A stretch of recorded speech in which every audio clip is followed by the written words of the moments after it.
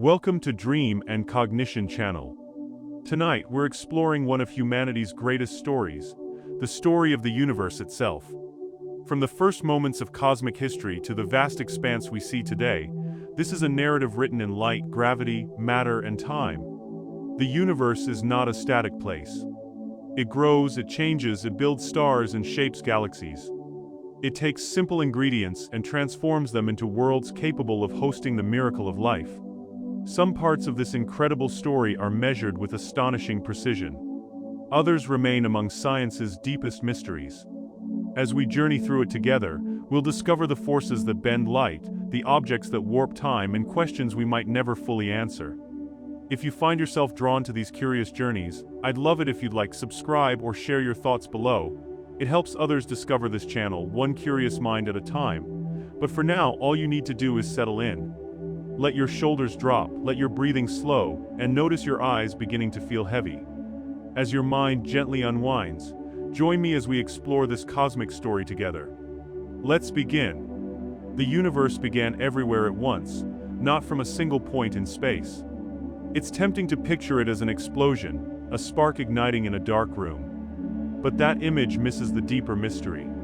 There was no empty room waiting around it. There was no space before space itself.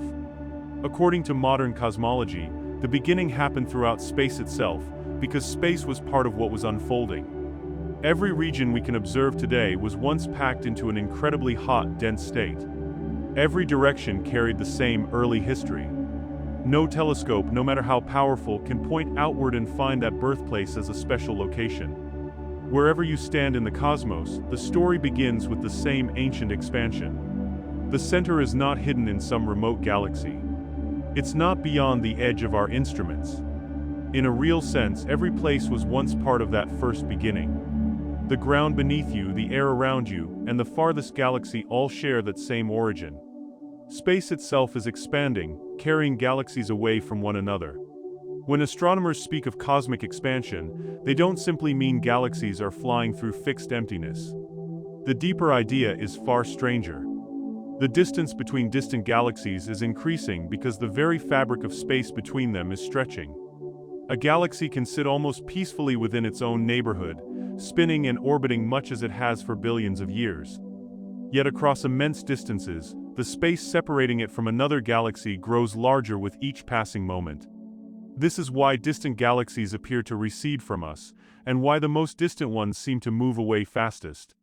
Their motion isn't like shrapnel from an explosion. It's more like the scale of the universe itself is changing beneath everything. As light travels across this expanding space, it stretches along the way, shifting toward redder wavelengths before it reaches us.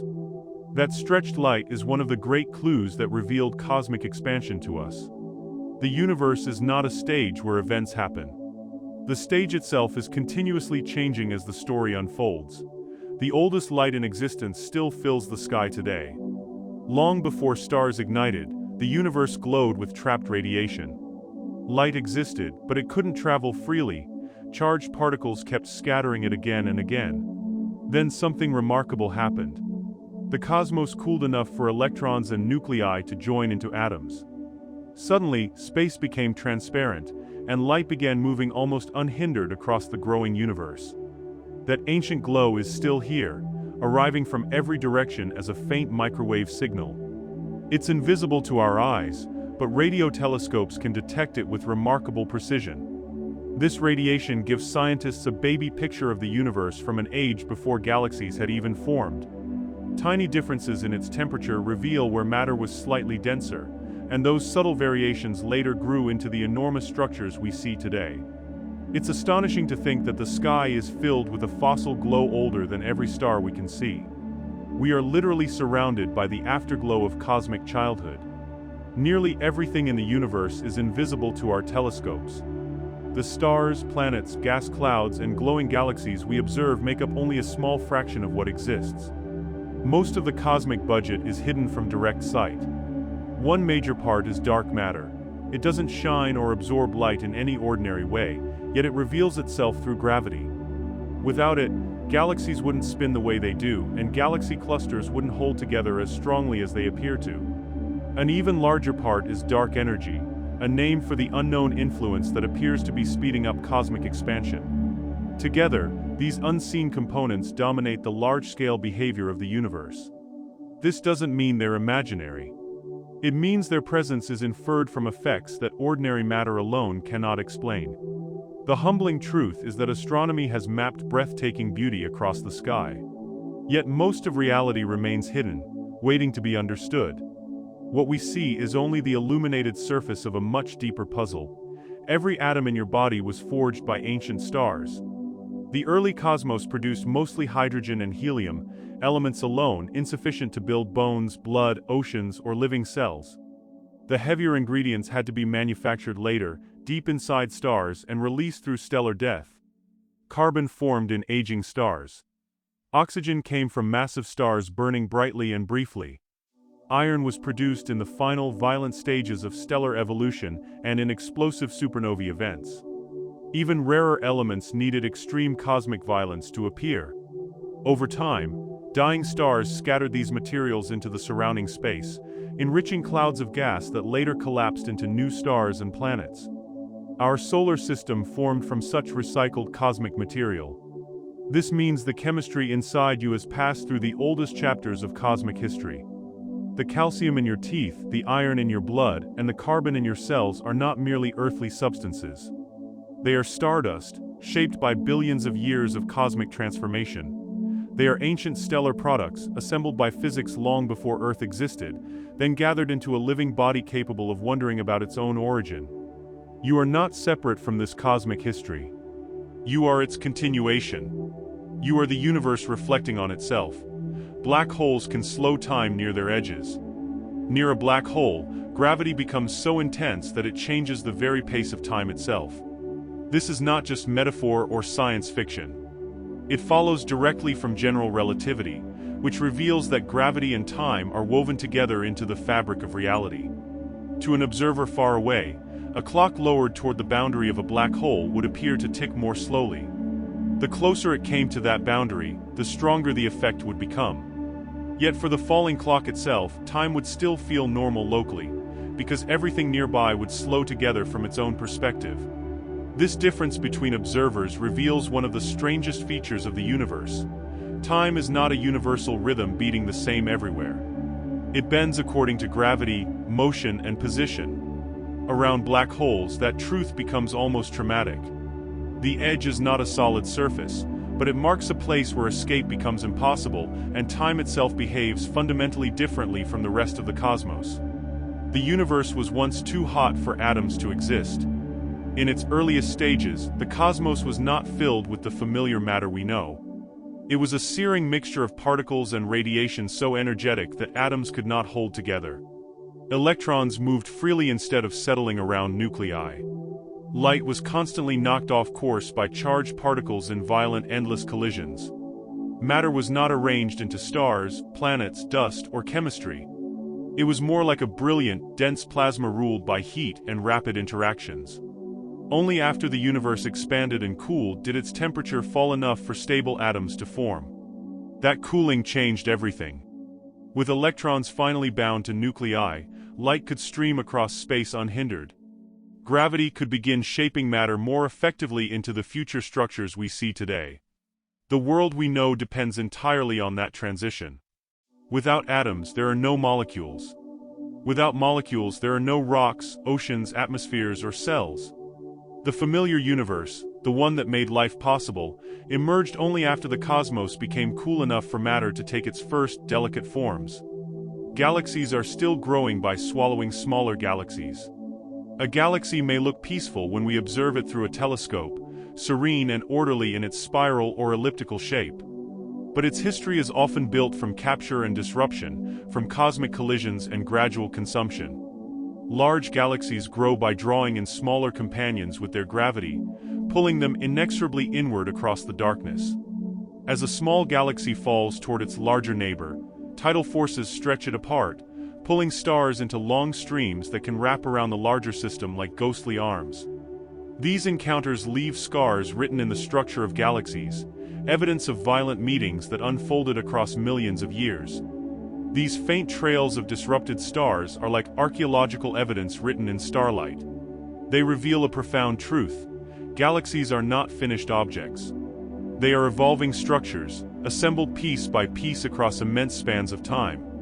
The Milky Way has absorbed smaller galaxies before, and it is still interacting with dwarf companions today. This growth does not usually happen like a sudden collision between stars. Space inside galaxies is so vast that individual stars rarely crash into one another.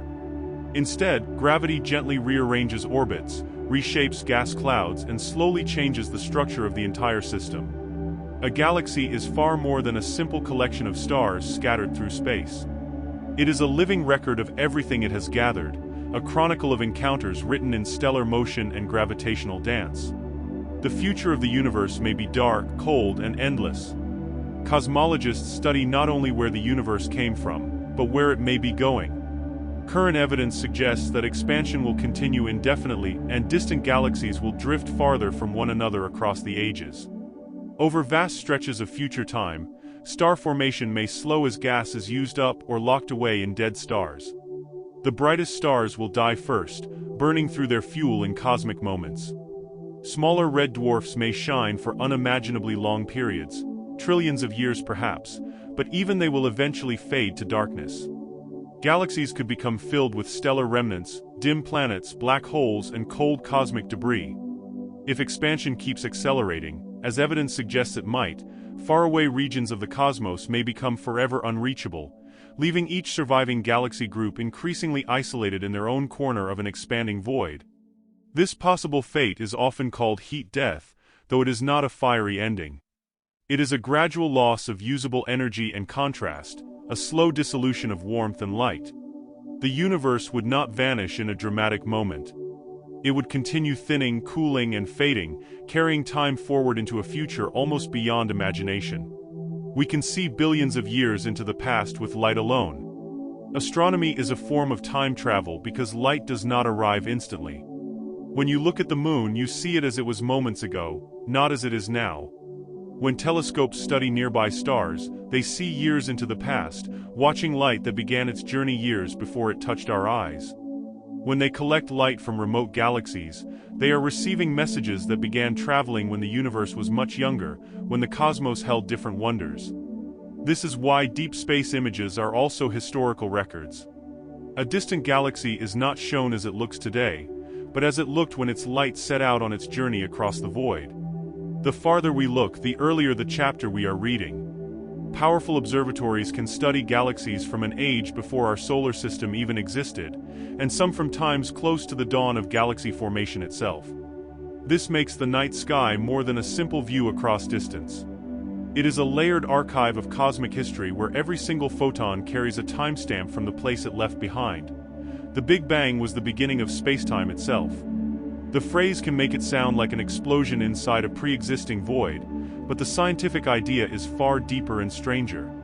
It describes an early state when the universe was extremely hot, incredibly dense, and rapidly expanding in all directions. Space was not a container sitting outside the event. Time was not a separate clock already ticking beyond it. In our best current models, space-time is part of the universe's fundamental physical structure. The earliest moment we can describe marks the limit of those models. Asking what happened before may not have a simple meaning, because ordinary time as we understand it may not extend cleanly past that boundary. Scientists can trace the expansion back with great confidence to extremely early conditions, following the evidence through the most violent and energetic moments. But the absolute beginning remains linked to unresolved questions about gravity and quantum physics, two pillars of science that we have not yet fully reconciled. This makes the Big Bang both a powerful explanation and an open frontier. It tells us how the observable universe evolved from a hot early state, while still pointing toward deeper unknowns waiting to be discovered. Time may have started when the universe began expanding. We often imagine time as a line that stretches endlessly backward into an infinite past, with no true beginning. Cosmology challenges that intuition. If time is part of spacetime, and spacetime was once in an extremely compressed early state, then the question of a time before the beginning becomes surprisingly difficult to answer. The past may not extend infinitely. It may have an edge. Some theories suggest that time itself emerged with cosmic expansion. In that view, there was no earlier ticking clock waiting for events to happen. There was no empty duration sitting outside the universe, no before that existed in any meaningful way. The beginning would mark the origin of the very framework that lets before and after make sense. This does not mean every mystery is solved. Physicists still explore intriguing ideas involving quantum gravity, bouncing universes, and deeper structures beneath ordinary time. But even the possibility is astonishing. The flow you feel in every heartbeat, that sense of moments passing, of time moving forward, may be connected to the same cosmic unfolding that shaped galaxies and stars. Time is not merely a background stage upon which the universe performs. It may be one of the universe's oldest creations, born when the cosmos itself was born. The newborn universe was smaller than any galaxy we see today. In the earliest moments we can meaningfully discuss, the region that became our observable universe was compressed into a state of extraordinary density and heat. It was not a little ball floating inside space. Rather, all the space that would later stretch into our visible cosmos was once packed far more tightly than it is now. Comparing this beginning to a galaxy is almost misleading, because galaxies themselves appeared much later in cosmic history. Still, the contrast helps the mind approach the scale of cosmic growth. The stars of the Milky Way now spread across a vast disk of light, spanning tens of thousands of light-years. Yet the material and space tied to our cosmic horizon began in a condition unbelievably smaller and hotter than we can easily visualize. From that compact, dense state, expansion carried regions apart, lowered temperatures, and allowed structure to emerge step by step. The grandeur of today's universe began from conditions so extreme that ordinary intuition fails us. Everything large, every star, every galaxy, every cluster, started from something almost impossibly dense. One of the boldest ideas in modern cosmology is that the infant universe experienced an incredibly brief surge of expansion. During this episode, called inflation, space itself may have grown at a staggering rate, smoothing the cosmos and stretching tiny fluctuations across enormous distances. This does not violate the rule that objects cannot move through space faster than light. That rule applies to motion through space itself, while inflation concerns the expansion of space. The distinction is crucial. The theory helps explain why the universe looks so uniform in regions that seem too far apart to have exchanged signals in the usual way. It also elegantly explains how microscopic variations could become the starting patterns for later cosmic structure, how the seeds of galaxies were planted. Inflation is not proven in every detail, and scientists continue to test its predictions through observations of ancient radiation and the distribution of galaxies across space. Yet it remains a powerful idea. A fraction of a moment, an infinitesimal blink in the universe's earliest history, may have shaped the entire observable universe we see today. Tiny quantum ripples became the seeds of galaxy clusters. At the smallest scales, the early universe was not perfectly smooth. Quantum physics suggests that tiny fluctuations were always present, slight differences in density and energy that appeared in the earliest conditions. By themselves, they were unimaginably small, mere whispers in the fabric of space. But as the universe expanded, these microscopic variations were stretched to cosmic scales. Gravity then gave them profound importance. Regions that were slightly denser attracted more matter over time. Slowly, those small advantages grew into large structures. Gas gathered in regions of higher density. Stars formed from collapsing clouds. Galaxies assembled from clusters of stars. Galaxy clusters collected into even larger patterns. The vast cosmic web, that magnificent filamentary structure connecting billions of galaxies, began with these delicate irregularities. That is one of the most astonishing links in science. The largest structures we observe today may trace their ancestry to the smallest possible disturbances, to quantum uncertainties smaller than atoms. When astronomers map galaxy clusters, they are not only studying where matter ended up. They are reading the magnified outcome of ancient quantum uncertainty amplified by gravity across nearly the whole history of the universe. Every pattern we see echoes decisions made at scales too small to perceive. Matter barely defeated antimatter in the universe's first moments.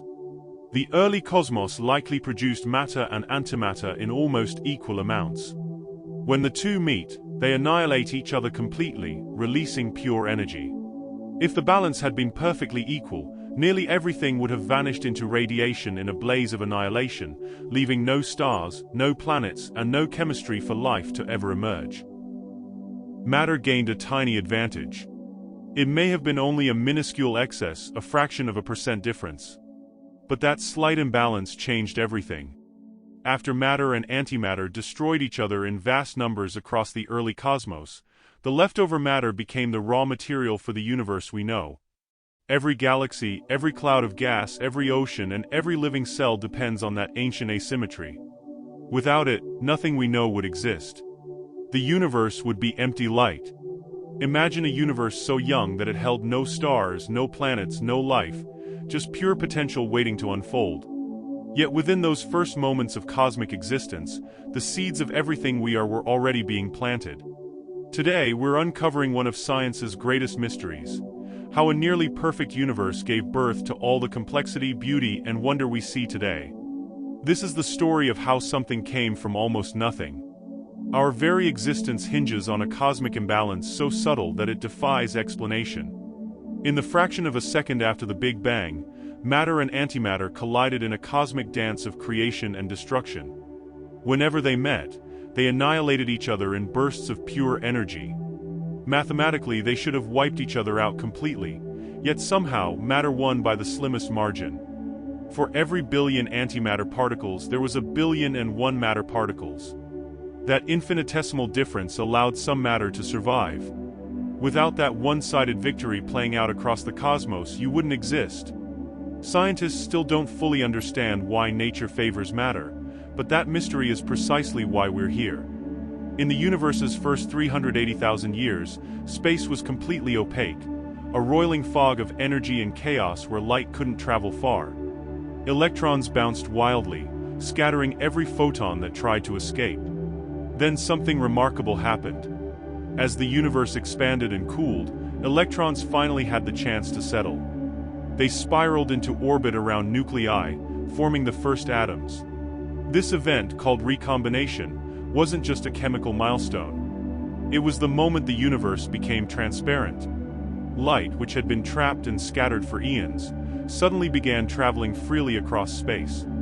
The cosmos had been hiding in darkness, but now it could finally see itself. This shift was so fundamental that it gave rise to the ancient background radiation we still detect today. Hydrogen is deceptively simple: one proton and one electron. Yet this humble atom became the universe's greatest builder. After recombination, hydrogen filled space in incomprehensible quantities, drawn together by gravity into massive clouds. Inside these clouds, something spectacular eventually awakened. Gravity pulled these clouds tighter and tighter until the pressure and heat ignited something never seen before: the first stars. From that moment onward, hydrogen became the fuel of cosmic history. Every star that has ever burned, every planet that has ever formed, every life that has ever emerged, all trace back to hydrogen's burning embrace. The simplest atom turned out to be the most essential. Before the first star ever ignited, the universe itself was already an alchemist. In the opening seconds of cosmic time, when temperatures were millions of times hotter than any star's core, nuclear reactions occurred spontaneously throughout space. Protons and neutrons fused together, creating helium and traces of other light elements. This process, Big Bang nucleosynthesis, ended almost as quickly as it began. As expansion cooled the universe, nuclear reactions shut down, leaving behind a cosmos dominated by hydrogen with a substantial share of helium woven throughout. When the first stars eventually formed, they weren't working with a blank slate. They inherited this primordial supply of helium, building upon foundations laid in the universe's infancy. The precise abundance of primordial helium we observe today is one of our strongest pieces of evidence that the early universe truly was hot, dense, and alive with creation. For millions of years after atoms formed, the universe was mostly empty space. A vast, expanding ocean of hydrogen and helium, slowly cooling, slowly darkening. There were no stars. No planets. No dust clouds. No light except the faint afterglow left behind from recombination. The universe held all the raw materials for future wonders, but none of the structures had emerged yet. It was potential incarnate, waiting in darkness. Gravity worked patiently, pulling slightly denser regions inward, but the process of gathering gas, compressing it, heating it, and igniting it as a star took tremendous time. This era, sometimes called the Cosmic Dark Ages, is profoundly significant. It teaches us something essential about how complexity arises. The universe didn't begin already rich, beautiful, and complete. It had to build its own complexity from almost nothing. From a nearly perfect symmetry between matter and antimatter, structure emerged. From simple hydrogen, stars were born. From stellar furnaces, heavier elements were forged. Every wonder you've ever witnessed, every sunset, every ocean, every conscious thought, is the product of patient cosmic work building complexity across billions of years. The universe teaches us that transformation isn't immediate. Creation requires time, the right conditions, and the persistent force of natural law working towards something greater. In that sense, the early universe's quiet darkness holds an inspiring message. From simplicity comes richness, from potential comes reality, and from nothing comes everything. After millions of years of patient waiting in darkness, the moment finally arrived. Invisible gas clouds, pulled relentlessly by gravity, grew denser and hotter at their centers until something extraordinary happened. The first stars switched on. This wasn't a gradual awakening. It was a transformation. Light flooded space again, but this time it wasn't the ancient afterglow of creation. It was fresh energy, born from nuclear furnaces deep within stellar cores. That moment marked one of the great turning points in cosmic history. Darkness didn't vanish entirely, but it was no longer absolute. The universe had taken its first breath as a living system of energy and transformation. The age of cosmic structure had begun. Those earliest stars were unlike anything in our modern universe. Without heavier elements to help cool their forming clouds, these infant stars collapsed into massive shapes, some possibly hundreds of times larger than our sun. They were titans, burning with ferocious intensity. Where a star like our sun can shine steadily for billions of years, these giants consumed their fuel at a catastrophic pace. The pressure in their cores was so extreme that nuclear reactions raged like endless thermonuclear warfare. Many of these colossal stars probably lived for only a few million years before burning out completely. But in that brief cosmic moment, they did something profound. They changed everything around them. Their intense radiation broke apart atoms and transformed the chemistry of nearby gas. They began the process that would eventually make the universe as chemically rich as it is today. These massive, short-lived stars were the universe's first great architects of change. In the early universe, chemistry was breathtakingly simple. Hydrogen, helium, a few trace elements. That was it. The cosmos had only a handful of ingredients to work with, yet stars possessed an extraordinary power. They could create new elements from old ones. Deep in a star's core, gravity squeezed nuclei together with such force that they fused, building heavier atoms from lighter ones. This wasn't instantaneous. Each generation of stars added new ingredients to the cosmic mixture. Some created carbon and nitrogen during long phases of internal burning. More massive stars went further, forging silicon, magnesium, sulfur, and oxygen, the very building blocks of rocky worlds. When these stars eventually died, they scattered their creations across space. Later generations of stars formed from these enriched clouds, inheriting a more complex chemical palette. This is why astronomers call all elements heavier than helium metals, not because they're metallic in everyday sense, but because they represent stellar history. Each element tells a story of stellar creation and transformation. The death of a massive star is one of nature's most paradoxical events. When the core can no longer support itself against gravity's relentless pressure, it collapses catastrophically. In a fraction of a second, the entire outer layer of the star explodes outward at speeds exceeding 30,000 kilometers per second. The explosion is violent, destructive, and absolutely spectacular. Yet this violence serves a profound purpose. It enriches the galaxy. The explosion doesn't waste the star's creations, it distributes them. Oxygen, calcium, iron, nickel, silicon, all the heavy elements the star spent its lifetime forging, are blasted into surrounding space at tremendous velocities. These elements mix with older hydrogen and helium clouds, creating a richer environment for new stars and planets to form. A supernova is therefore not an ending but a beginning. It is cosmic generosity born from stellar death. Without these explosions, the universe would have remained too chemically simple for rocky planets to ever exist. Here's something profound to consider. The ground beneath your feet, the mountains you see, the minerals in your body, they are all connected to stellar violence. When new planets form from cosmic dust clouds, those dust grains often contain material that has passed through a supernova explosion. Your planet wasn't assembled from calm, pristine leftovers. It was built, in part, from the catastrophic remains of massive stars that died billions of years ago. Earth's crust, its mountains, its mineral deposits, all of these belong to a chain that includes stellar explosions. You are quite literally made from the ashes of dead stars. This isn't poetic metaphor. It's physical fact. The iron in your blood was forged in a stellar core. The oxygen you breathe was created inside a star. The calcium in your bones came from the violent death of a massive sun that exploded long before our solar system was born. When you understand this connection, you begin to see yourself not as separate from the cosmos, but as an active participant in it. The universe's journey from simplicity to complexity followed a clear path.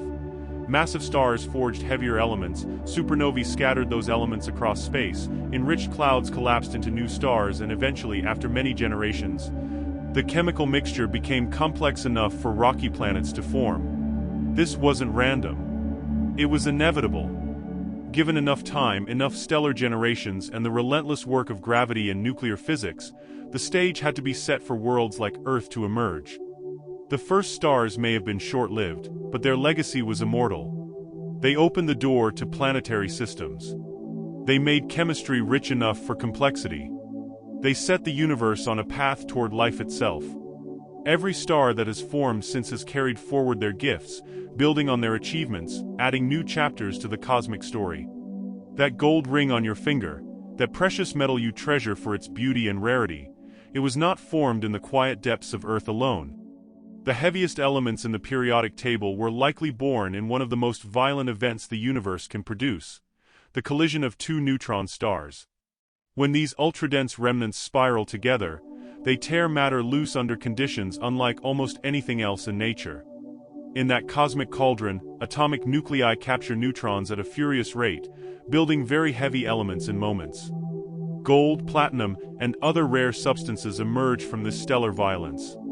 The event produces a spectacular glow called a kilonova, broadcasting the signatures of freshly made elements across space. Think about what that means. Something you hold in your hand, something valued for its beauty on Earth, may contain atoms born in the collision of dead stars. The luxury you wear carries the signature of cosmic catastrophe. Every precious metal on this planet tells a story of stellar destruction and creation. There is one element more important to life than any other: carbon. Its atoms bond in flexible, complex ways that allow them to form the long chains necessary for biology. Yet carbon was not present in abundance at the universe's beginning. It had to be created, and its primary source was an unexpected place: the interiors of aging red giant stars. As a star ages and consumes much of its hydrogen fuel, something remarkable happens in its core. Helium begins fusing into carbon through a delicate sequence of nuclear reactions. This process requires an extraordinary balance of physics. 3 helium nuclei must collide simultaneously in conditions of intense heat and density, and if the timing and energy are just right, carbon emerges. This seems almost impossibly precise, yet it happens reliably throughout the cosmos. When these aging stars swell into their red giant phase, they can dredge this newly made carbon upward and release it through stellar winds that carry enriched gas into space. Some of that carbon becomes dust. Some joins clouds that form new stars. Some eventually becomes planets, oceans, and eventually living organisms. The element that makes all complex biology possible was prepared in the stellar kitchens of dying stars. Your body is built from carbon atoms forged billions of years ago in red giants that have long since vanished. Oxygen is one of the great elements of existence. It fills rocks, water, atmospheres, and every living cell. Its abundance across the cosmos depends strongly on one thing: massive stars living fast and dying young. These stellar giants burn hotter and faster than their smaller cousins. Deep in their cores, nuclear reactions build oxygen from lighter elements during the advanced stages of stellar burning. Because massive stars have such short lifespans, they return their creations to space quickly on cosmic timescales. Their winds and explosions enrich nearby gas with oxygen long before smaller stars finish their slower evolution. This matters profoundly for the possibility of planets. Oxygen bonds readily with silicon, magnesium, iron, and hydrogen, helping create minerals and water. Without the urgent pace of massive stars, oxygen would be rarer and rocky worlds would be far less common. When astronomers study oxygen in distant galaxies, they are studying the pace of stellar birth and death.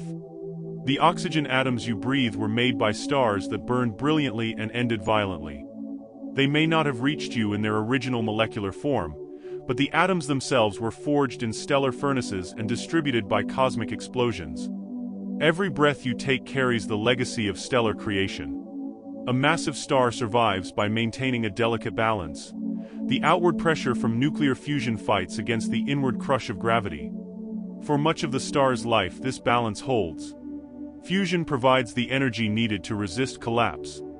But as the star ages, it burns through different fuels in successive layers, creating heavier elements in its core with each stage. Then it reaches iron. Iron marks the boundary between stellar life and stellar death. Unlike lighter elements, fusing iron does not release useful energy. Instead of supporting the star against gravity, iron signals that the core has reached a dead end. Iron is familiar to us in tools, buildings, blood, and planetary cores. In massive stars, it carries a dramatic meaning. It is the ash of fusion, the point where one kind of stellar life can no longer continue. When enough iron accumulates, the pressure support fails. Gravity wins with astonishing speed, collapsing the core and triggering a supernova that sends the outer layers outward in a cataclysm of destruction and creation. A supernova is one of nature's most spectacular events. When a massive star reaches the end of its life, the release of energy can be so intense that a single explosion rivals billions of ordinary stars in brightness. For a brief period, sometimes only weeks, the dying star becomes brighter than the entire galaxy that contains it. Astronomers can see such events across immense cosmic distances, making them powerful markers in the history of the universe. Some supernovae follow predictable brightness patterns, allowing scientists to use them as cosmic measuring sticks to determine distances and study how space itself is expanding. Up close, such an explosion would be devastating beyond comprehension. From the vast distances of space, it is a brilliant signal that something profound has occurred. But a supernova is far more than just a brilliant final flare. It is an announcement to the cosmos. It is a chemical delivery system, scattering newly forged elements across space. It is a cosmic beacon, visible across billions of light years. The blast sends shock waves through nearby gas clouds, sometimes compressing them and triggering the formation of new stars. The expanding remnants continue to glow for thousands of years, gradually mixing their enriched material with the surrounding galaxy. Every supernova plants seeds for future worlds. After some massive stars explode, their cores collapse into objects that defy ordinary comprehension. Protons and electrons are crushed together, forming matter dominated by neutrons. The result: a city-sized object containing more mass than the Sun.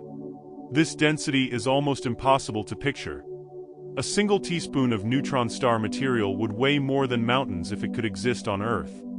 The gravity at the surface is so extreme that the crust may be harder than any known material. These are not dead cinders. Neutron stars can spin rapidly, hold intense magnetic fields, and release powerful radiation. Their interiors may contain exotic states of matter that laboratories cannot reproduce. A neutron star is a natural experiment created by gravity itself, taking the remains of a stellar core and compressing them until matter enters a realm far beyond everyday experience. It is where physics becomes extreme, where the familiar rules transform under unimaginable pressure. Some neutron stars reveal themselves through an extraordinary phenomenon. They send beams of radiation from their magnetic poles.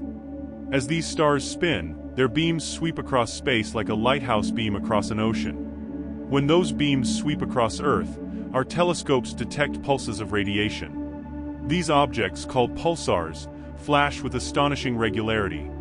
Some rotate many times each second, while others tick more slowly, but their signals can be stable enough to rival the finest atomic clocks. This regularity is not random. It is the heartbeat of a collapsed star, a rhythm carved by physics and preserved across billions of years. When astronomers first discovered these mysterious repeating signals, they didn't immediately understand what they were seeing. But as observations accumulated, the truth became clear. They were watching compact remnants turning in space with extraordinary precision. Pulsars have become one of astronomy's greatest tools. Their pulses reveal whether they are orbiting another object, moving through gas clouds, or slowly losing rotational energy through radiation. Some scientists even use networks of pulsars to search for gravitational waves, ripples in spacetime itself, stretching across light years. What began as mysterious cosmic signals became a window into the deepest physics of the universe. A collapsed star announces its presence not with steady light, but with a rhythm sharp enough to measure the cosmos itself. In that regularity is the story of stellar death transformed into a tool for understanding reality. From supernovae come the elements. From neutron star collisions come precious metals. From stellar winds come the chemicals that build planets. The universe's greatest creative act is not creation from nothing, but transformation. Stellar death is not an ending, it is a redistribution. Every atom in your body, the iron in your blood, the calcium in your bones, the carbon in your cells, was created in a star and delivered to you through cosmic processes of unimaginable violence and precision. You are not separate from this story. You are a continuation of it. The cosmos did not begin rich with complexity. It had to build it, generation after generation of stars, each adding new elements, each reaching toward greater complexity. And that process is still ongoing, still reaching toward futures we can barely imagine. Among all stellar remnants, magnetars represent an extreme that defies imagination. They are neutron stars, but transformed by something even more violent than gravity, magnetism at its most intense. The magnetic fields of a magnetar can be 1,000 trillion times stronger than Earth's. To put that in perspective, a magnetar's magnetic field is so powerful that it doesn't just influence matter around it, it fundamentally changes how matter behaves. The field can stress the star's crust until it cracks, releasing enormous bursts of high-energy radiation in violent flares. Some magnetar flares are so powerful that they can affect our satellites and detectors from across the galaxy. From Earth's perspective, a magnetar is only city-sized, but its magnetic influence is vast and destructive. Scientists believe magnetars are born when certain stellar cores collapse under specific conditions that amplify magnetic fields to incredible levels. Unlike ordinary stars that shine steadily, magnetars erupt unpredictably, as if the star's own magnetism is twisting and snapping like an overwound spring. Magnetars reveal a profound truth about the cosmos. Gravity is not the only force capable of producing cosmic extremes. When magnetism is packed into a collapsed star, it becomes one of the most intense powers known to nature. It is a reminder that the universe operates by rules far more exotic than everyday experience suggests. Not every stellar death is violent. Not every star ends in explosion or magnetic fury. The diversity of cosmic endings is as remarkable as the diversity of life itself. Many stars, including our own sun, follow a different, quieter path. After billions of years of shining steadily, a star like the sun eventually exhausts its hydrogen fuel. Its core begins to collapse while its outer layers expand, swelling the star into a red giant. For a time it becomes enormous, reaching far into the space around it. But this phase is not permanent. Eventually, the star sheds its outer layers into space in a gentle, gradual process. What remains is a small, intensely hot core, a white dwarf. This is not a violent ending. It is a transformation of a different kind. A white dwarf is one of the universe's most extreme objects, Yet it arrives through patience rather than violence. After a star like our Sun sheds its outer layers, what's left behind is a stellar core roughly the size of Earth, but containing nearly the entire mass of the original Sun. The material is packed so tightly by gravity that it becomes incomprehensibly dense. Yet unlike neutron stars, which are supported by nuclear forces, white dwarfs are supported by something more subtle: quantum pressure, a quantum mechanical effect that prevents matter from being compressed further. A white dwarf no longer generates energy through fusion. Its light comes from heat stored during its previous life as an active star. Because it is so small and compact, it loses that heat incredibly slowly. A white dwarf can glow for longer than the current age of the universe. Think about what that means. The universe is 13.8 billion years old, yet no white dwarf has had enough time to cool completely into the theoretical state called a black dwarf. Every white dwarf we observe is still somewhere along that immense cooling path. Some are still brilliant. Others have faded to a faint glow. But all of them are cooling with extraordinary patience. Around a newly formed white dwarf, something visually stunning often appears: a planetary nebula. The outer layers shed by the dying star form delicate shells of glowing gas, expanding slowly into space. These nebulae are among the most beautiful objects in the cosmos. Intricate, colorful structures that seem almost designed, yet they are the natural result of stellar death. A planetary nebula is not an explosion, but an unfolding. The expelled gas expands at speeds measured in tens of kilometers per second, gradually illuminated by the intense ultraviolet light from the white dwarf at its center. The result is a cosmic work of art: shells and rings and filaments that reveal the geometry of the star's final shedding. These nebulae are proof that stellar death need not be violent to be profound. Sometimes transformation comes through gentle release. There is something elegant about using white dwarfs as cosmic clocks. Unlike stars that actively generate energy, white dwarfs simply cool. Their temperature and brightness at any given moment depends on how long they have been cooling. By studying the temperatures and brightness of white dwarfs in a cluster of stars, astronomers can estimate the ages of those entire star populations. A cluster of young white dwarfs indicates a young stellar population. A cluster where most white dwarfs have cooled to dimmer states indicates older stars. In this way, the cooling white dwarf becomes a cosmic hourglass, its temperature a measure of deep time. This method has been crucial for understanding the history of our galaxy and the universe itself. It is a fitting irony.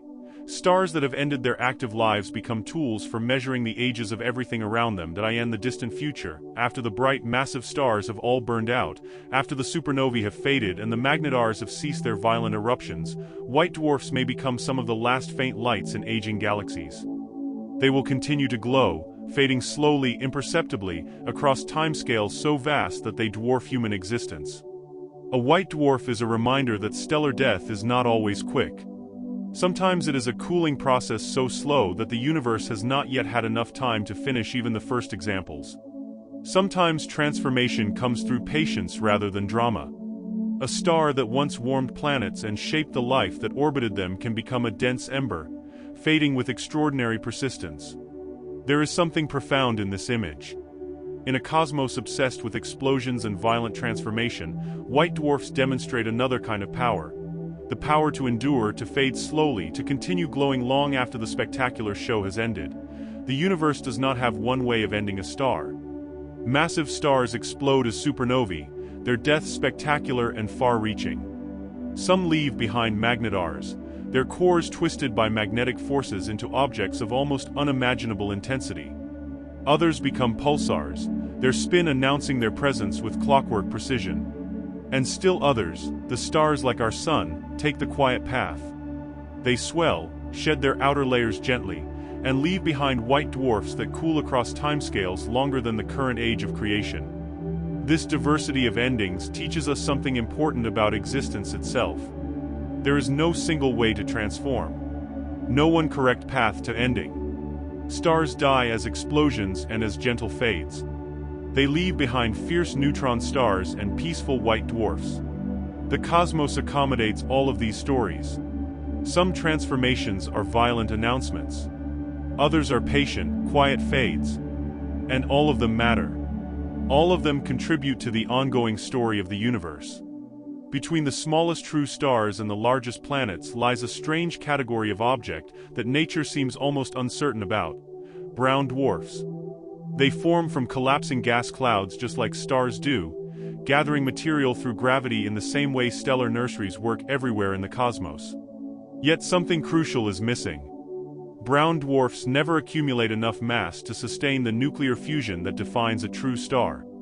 Some can briefly fuse a heavier form of hydrogen called deuterium, but this is a temporary affair. They never achieve the stable, self-sustaining fusion of ordinary stars. Instead, they glow faintly with leftover heat from their formation, cooling gradually over time until they become harder and harder to detect. Their atmospheres can contain clouds, storms, and molecules more familiar from giant planets than from stars. Yet they form like stars, often floating alone in the darkness of space or in wide orbits around other suns. Brown dwarfs blur the categories that once seemed simple and clear-cut. They are not planets in the usual sense, and they are not full stars either. They occupy the cosmic borderland between ignition and failure. In them, nature reveals something profound. Star formation can almost succeed, reaching towards stellar fire, then settle into a long, dim afterlife. Brown dwarfs are cosmic reminders that not all journeys reach their intended destination, and yet they matter nonetheless. While massive stars burn bright and brief, and medium stars like our sun shine for billions of years, the smallest true stars possess an extraordinary gift. They may be nearly immortal. Red dwarfs are the most common stars in the galaxy, yet they are also the most enduring. They burn their hydrogen fuel slowly and efficiently, maintaining modest temperatures and faint light. Because they consume their fuel at such a careful, measured pace, they can persist for timescales that dwarf human comprehension. Some red dwarfs may remain active for trillions of years, far, far beyond the current age of the universe. This means something remarkable. No red dwarf has yet lived out its full natural lifespan. Not a single one. Every red dwarf we observe is still somewhere in its youth, still burning steadily, still with almost incomprehensible ages ahead of it. Red dwarfs are common, making up a large share of the galaxy's stellar population. Around them, planets may be abundant, though conditions can be complicated by stellar flares and the fact that habitable planets would orbit very close to their quiet suns.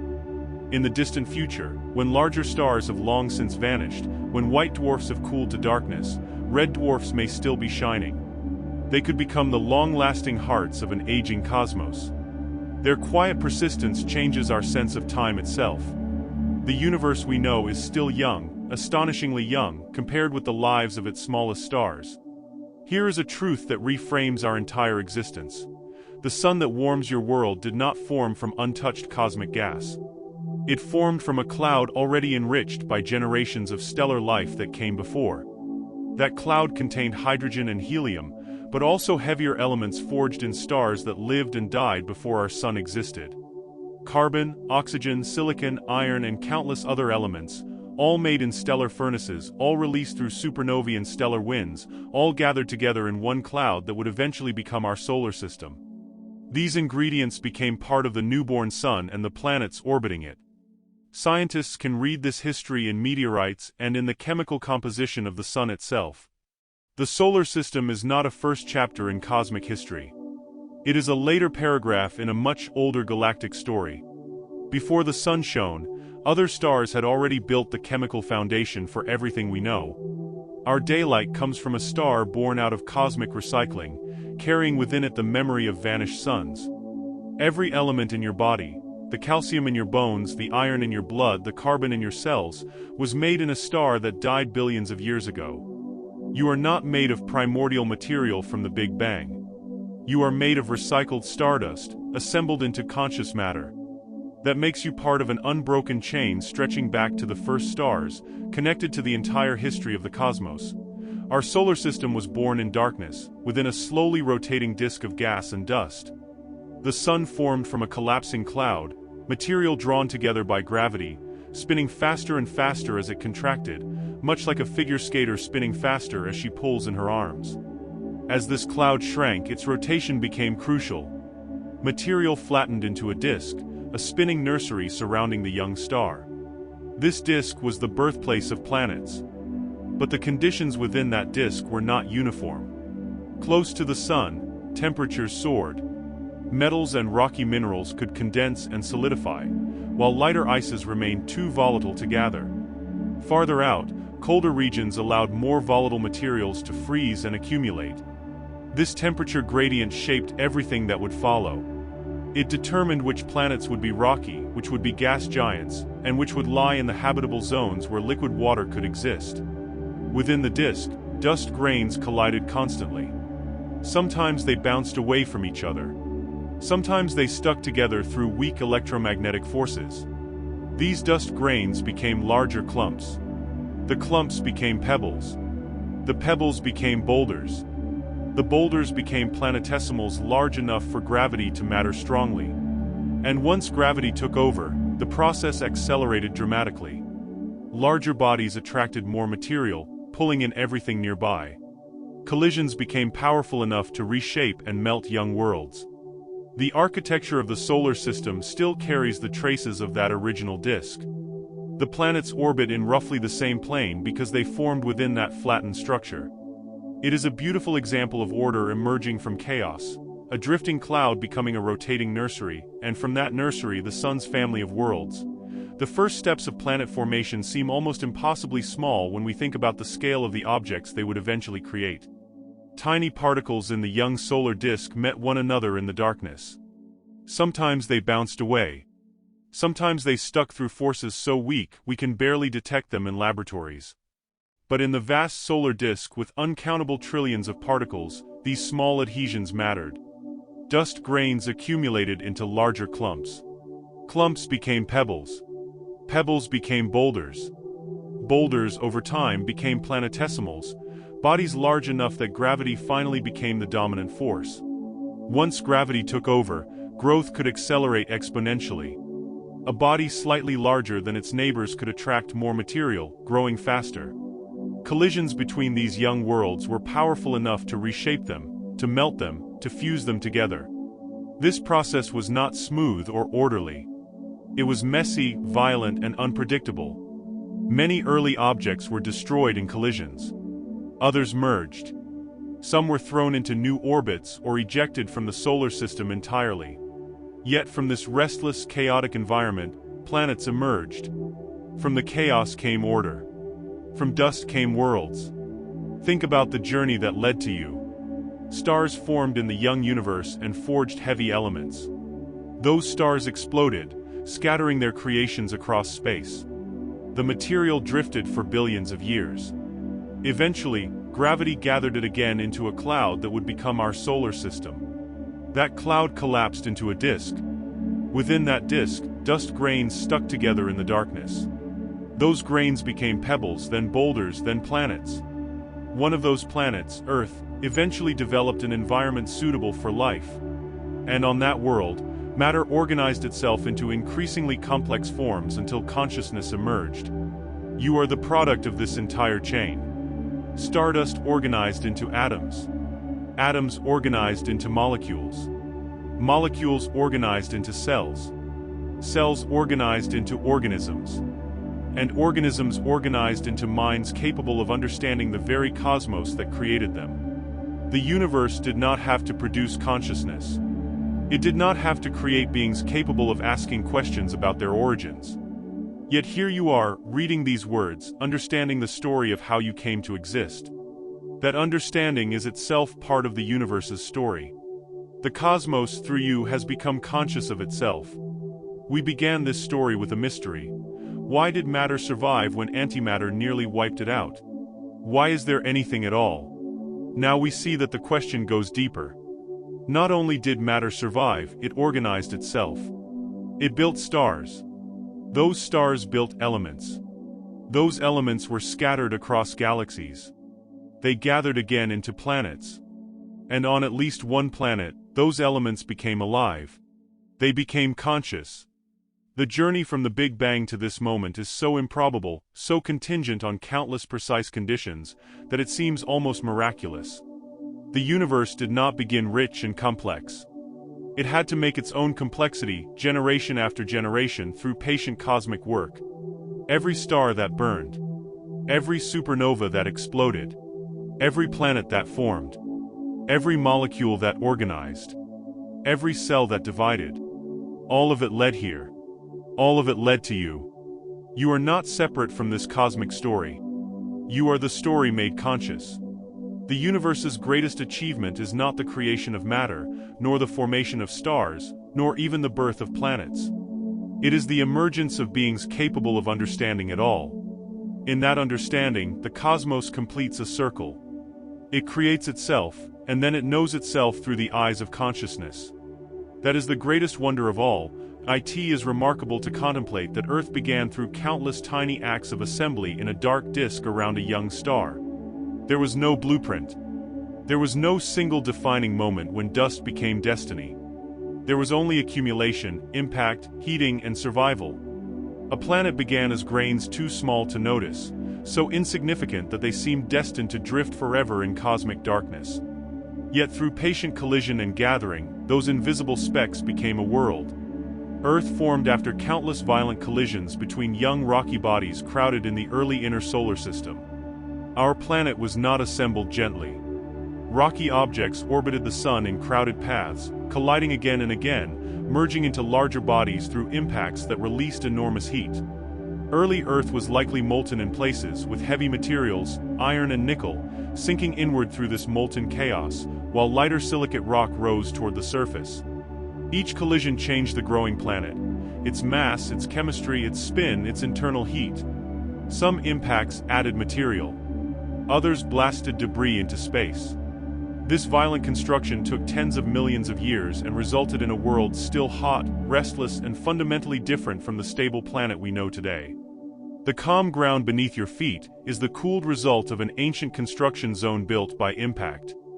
Every mountain, ocean basin, every continent carries the memory of those early collisions. Chaos, paradoxically, created the conditions for stability and life. The largest planet in our solar system is not merely another world orbiting the sun. Jupiter's gravity has influenced the entire architecture of our solar system. During the early stages of planet formation, Jupiter may have migrated through the disk, disturbing smaller bodies and helping determine where material could gather. Its presence affected the asteroid belt, influenced how the inner planets grew, and helped scatter icy objects across distant regions of the system. Some models suggest that Jupiter and Saturn working together prevented the inner solar system from becoming packed with enormous rocky worlds. If those gas giants had not been there, our solar system might look radically different. Earth itself might be larger, hotter, and potentially inhabitable. Jupiter continues to shape orbits today, billions of years after its formation. Its gravitational pull redirects comets and asteroids, sometimes sending them inward toward the inner planets and sometimes ejecting them away from the sun entirely. It acts as both disruptor and shield, depending on the object and its path. Without Jupiter, the solar system would have developed very differently. Earth's history is not only a story of our planet. It is also shaped by the giant neighbor that dominates the outer system, a gravity-bound companion whose influence reaches across billions of kilometers. One of the most dramatic events in Earth's history likely created the Moon, and we owe our celestial companion to a cosmic catastrophe. The leading scientific theory suggests that a Mars-sized body, often called Theia, struck the young Earth during the final stages of planet formation. The impact was so powerful, so energetic, that it threw enormous amounts of material into orbit around Earth. This debris formed a disk, and from that disk of scattered matter, the Moon gradually gathered together. This theory helps explain important features of the Earth-Moon system. The Moon's relatively large size compared to Earth, the similarities in chemical signatures between lunar rocks and Earth's mantle, and the specific characteristics of their orbital relationship. The collision would have transformed our planet profoundly, adding tremendous heat and changing its rotation. But from this catastrophic impact came an unexpected gift. The Moon then influenced Earth's future by stabilizing its axial tilt, preventing wild swings in our planet's orientation, and by driving the tides that would eventually play crucial roles in the emergence of life. A violent cosmic collision became part of the reason our world developed the rhythms and stability it has today. The bright disk in the night sky, beautiful and serene, may be the lasting child of a violent beginning. When you look at the moon, you are looking at the remains of one of the most dramatic moments in your world's history. The water flowing in Earth's oceans and resting in your cells arrived through a more complex story than a single delivery event. Some water may have been present in the materials that built the planet itself, locked into minerals or carried by hydrated rocky bodies that collided to form Earth. More may have arrived later through impacts from asteroids rich in water-bearing compounds. Comets were once popular candidates for being water's primary source, but many comets carry water with isotopic signatures that do not match Earth as closely as certain asteroid families do. The answer likely involves several sources blended over vast periods of time. Water could have survived inside minerals during Earth's formation, been released by volcanic activity, and been supplemented by impacts from water-bearing asteroids billions of years after the planet formed. This matters profoundly because water shaped the surface, atmosphere, climate, and eventual habitability of the planet. Every ocean represents a combined inheritance from deep planetary chemistry and small bodies that crossed Earth's path. The water in a glass you drink is not just local. It belongs to a long story of minerals, impacts, and planetary transformation. It is ancient beyond measure, older than the continents, carrying chemical signatures from multiple sources across the solar system. When you drink water, you are consuming matter that has traveled across billions of years and vast distances of space. A meteorite can look like an ordinary stone, something you might pick up while walking. But some meteorites are older than Earth itself. They contain primitive material that formed in the early solar disk before planets finished assembling. Inside them are tiny mineral grains, metal flecks, and chemical patterns that record conditions from the solar system's birth. Some meteorites even contain pre-solar grains, mineral fragments that formed around other stars billions of years before our sun existed. These grains survived the journey into the cloud that made our solar system and became trapped in small bodies that escaped complete melting. When such meteorites fall to Earth, scientists receive samples from a time no spacecraft could visit directly. By studying isotopes and minerals, researchers reconstruct temperatures, timelines, and processes from the earliest chapters of planetary formation. A meteorite is not merely debris. It is a physical archive. Held in the palm of your hand, it may contain matter older than the sun itself, and clues from before Earth had a name. You can hold 4.6 billion-year-old material. You can examine chemistry that predates your planet by hundreds of millions of years. That profound reality, that the past is tangible, that ancient history can rest in your hand, reveals something essential about our connection to cosmic time. Far from the sun, in the cold outer regions of the solar system, icy bodies preserve materials that were too volatile to survive in hotter regions. Comets are among these ancient keepers of history. They contain mixtures of ice, dust, organic molecules, and rocky grains, often stored undisturbed for billions of years in cold outer reservoirs. When a comet travels inward closer to the sun, sunlight warms its surface and frozen gases escape into space, carrying dust with them. This creates the glowing coma and the spectacular tail that make comets so striking when viewed from Earth. But their beauty is only part of their importance. Their composition gives scientists invaluable clues about the early solar disk and the conditions where icy objects formed. Others pass through asteroids, collisions, and planetary formation to be why the time Earth emerged, its ingredients had already experienced a long sequence of cosmic environments. Even afterward, atoms continued moving through rock, ocean, atmosphere, and life. The same carbon atom may travel from air to leaf to soil to sea. On a deeper level, every atom around us carries a story older than Earth itself. Our planet is not built from new material. It is a temporary arrangement of ancient matter gathered into a world that continues transforming inherited pieces. And when we look into the night sky, we receive light that began traveling long before civilization existed. Every point of light belongs to a different moment in history. To look into space is, in a very real sense, to look through time. When we look into the night sky, it feels as though we are seeing countless stars scattered across the universe. But in reality, most stars remain hidden from us. Many are too faint, too distant, or obscured behind immense clouds of interstellar dust. A large number are small red dwarfs, stars that shine far more quietly than the brighter stars that dominate familiar constellations.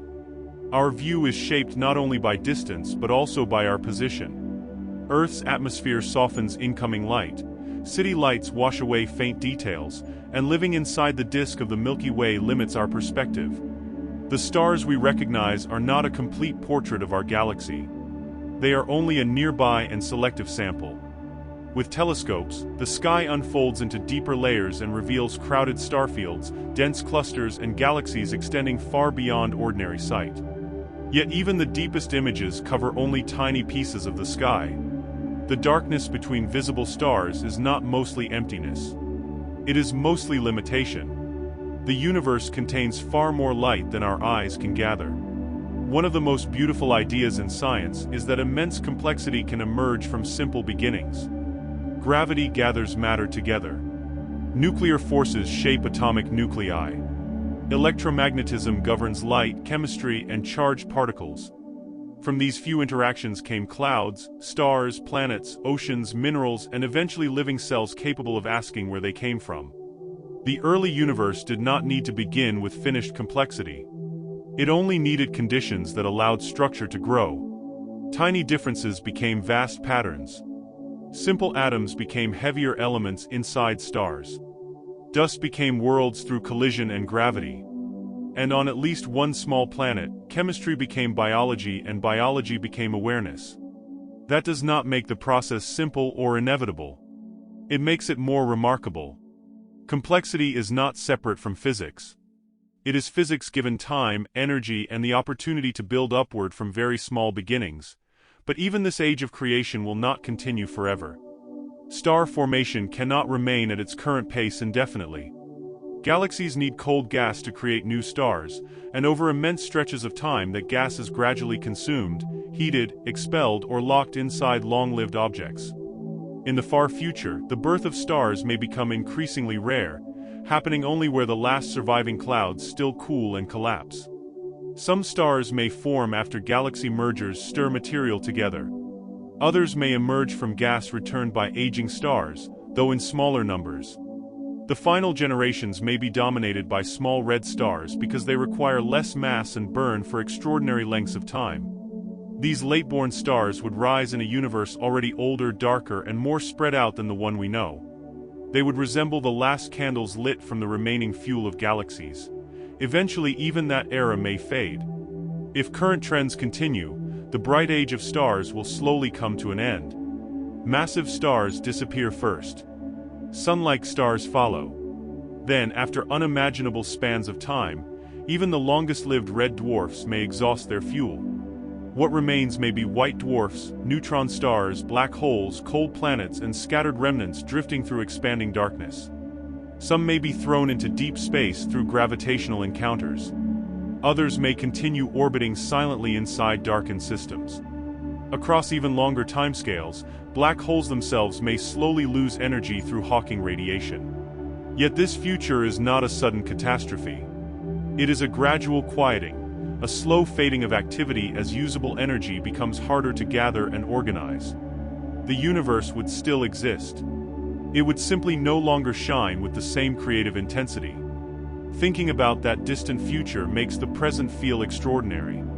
We live during an era when stars still ignite, galaxies still glow, and the universe remains bright enough to become aware of itself. And so we arrive at the end of this journey. We began in the earliest moments science can reach, when space, time, matter, and light were still becoming the cosmos we know. We followed the first atoms through the long darkness before stars and watched those stars awaken and begin the slow work of creation. From their heat came the elements that would someday become planets, oceans, mountains, and living bodies. We moved through galaxies as they formed, collided, and evolved. We passed black holes where gravity bends space and time. We followed dark matter shaping what cannot be seen, and watched dark energy carry the universe into a future still filled with mystery. We visited worlds with double suns, hidden oceans, and wandering planets moving through darkness without a star to guide them. Through it all, one idea kept returning. The universe is not only vast, it is connected. The atoms in your body, the light crossing the sky, and the ground beneath you all belong to one unfolding story. Now, as that story settles, let your thoughts settle with it. Let the scale of the cosmos feel soft and distant. Let the stars seem steady above you. Let your breathing slow with the rhythm of deep time. There is nothing more you need to follow now, and nothing more you need to hold. If you enjoyed this journey, you are always welcome to like, subscribe, or leave a thought below. It helps other curious minds find their way here too. And if you are still awake, another calm science journey is waiting for you. But for now, let the universe continue without effort. Let your body rest. Let the day drift away. Good night.